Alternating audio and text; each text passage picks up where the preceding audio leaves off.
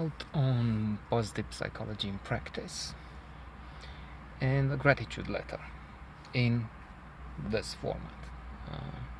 Gratitude letters are recommended as happiness activities, um, and of course, the idea is that you can, uh, maybe that's the best form, write it down, and then they say an option is to have the letter go to the individual to whom it is addressed and read it to him or her.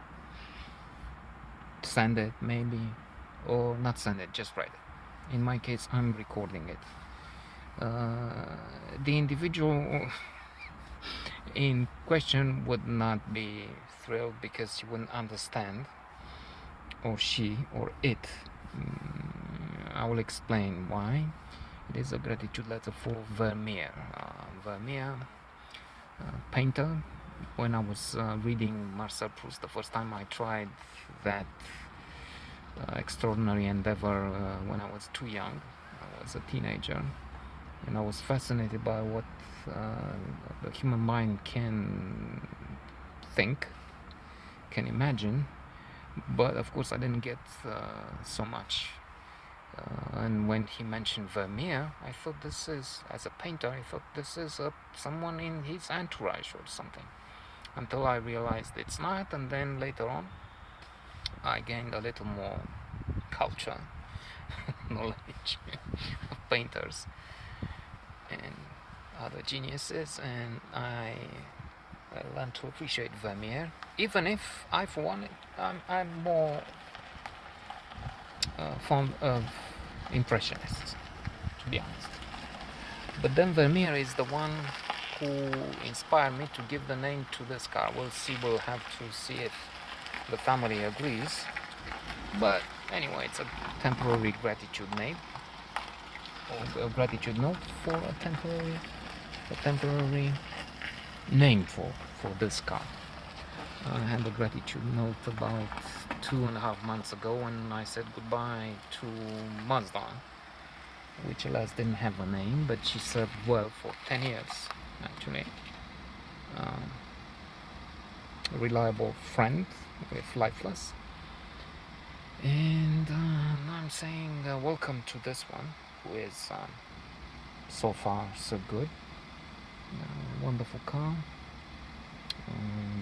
Looking forward to have a good relationship. I will take care of it, her, him, she will take care of me. We'll see, as I said, what the name,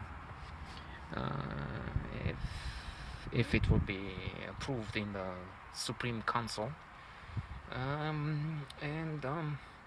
It's not good to think of material things as bringing happiness. In fact, there's the hedonic adaptation effect I kept talking in my notes, and it's mentioned so much by the likes of Tan Ben-Shahar, Sonia Lubomirsky at dinner, and many other luminaries in the field of positive psychology. But then pleasures are human, and this is a new big toy. And besides, if I'm aware of it, if I'm making this exercise, and then maybe I will thank it, her, him again in a few months' time, every other few months, maybe I'll just enjoy it more. After all, this is another thing we need to use once in a while. I mean, it's a happiness activity. Reminisce, bring from the past the happy experiences, and have a balanced time perspective. There will be people who insist on the present, and they're fatalists. They don't get engaged in much or anything because they feel it's useless. There will be hedonists who tend to take drugs, use alcohol or other dangerous substances. But from the past, those who bring happy memories from the past have been shown to be happier in tests, they're happier than the rest. So my gratitude, welcome, and it will be a good relationship, inshallah.